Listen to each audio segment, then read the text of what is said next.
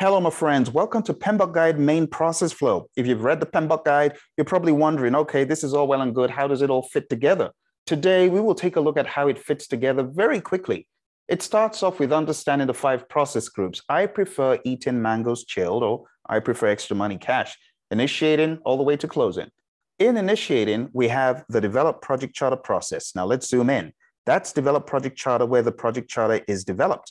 The project charter is developed, but you got to follow the flow. Where is it going? It's going to a process called identify stakeholders first, and then it also goes to the planning process group, develop project management plan. Take a look at that relationship.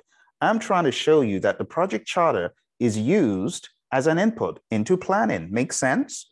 The processes are all generating outputs that go to other places. That's the general idea.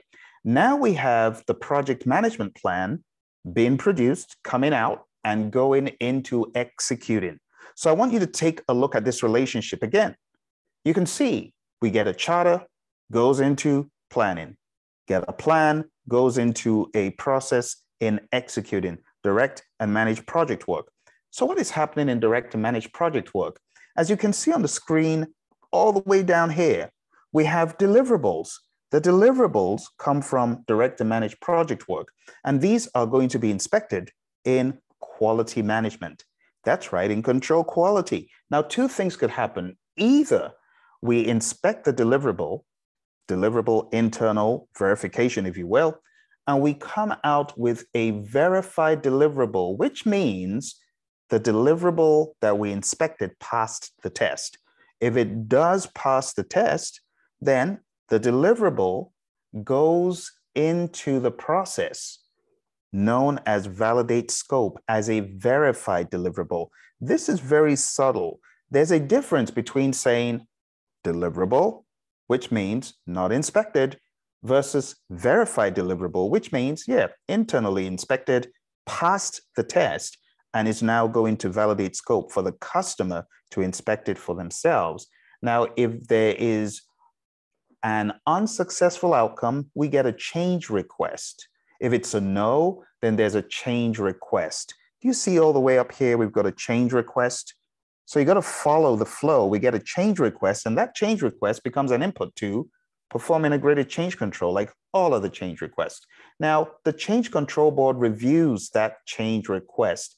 If the change request is deemed to be approved, then something else happens. Now, how do we get to decide approval of a change request? Look very carefully, because we've got monitor and control project work feeding work performance reports to perform integrated change control. Ask yourself, why is that? Well, we have this interrelationship because sometimes these work performance reports can help the change control board decide to either approve or reject a change request. So if it's a yes and the change control board says, yeah, this needs to happen, then we get an approved change request. Take a close look at that decision box over there. It's a yes. We approve the change request, and it goes back to direct and manage project work so that it can be implemented in the next round of the deliverable creation. If it's a no, then we have ultimately what we would say has been rejected, and it gets put into a change log. I hope this interrelationship is making sense. If you're finding value from this, hit the like button, subscribe, and I want you to drop me a comment or drop me a question if you got any questions. So what happens next? A yes also means that that same approved change request is going in to control quality, so that on the next go round, when the quality people are taking a look at the deliverable, they will have the right context to understand this time we're looking to see if the approved change request has indeed been implemented. We don't want the same deliverable coming back undone, right? We don't want it coming back without the work being done to the degree that the approved change request states it should. Something else that could happen from here We have another round of inspection in control quality, and ultimately we get another round of verified deliverables, and then this verified deliverable is going to be sent to the final process. If the customer does not accept the deliverable, there's always going to be a change request again. But if it's a yes, then we have accepted deliverables, which means the customer has accepted it. And we have accepted it, of course. We have stamped the approval on it, and therefore it goes to close project or phase. And we get a final report or final deliverable transition, and we have a happy customer. This summarizes the entire spectrum of the guide, my friends, because you could read the guide and still not get this flow. So this flow is very important.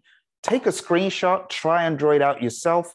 I hope this enables it make more sense to you. But one more time, take a look. We have deliverables over there. We have the verified deliverables. We have the accepted deliverables, and we have the final transition and the final report. I hope this makes it clearer for you, my friends. You take care, and I'll see you in the next video. Don't forget to hit like and subscribe.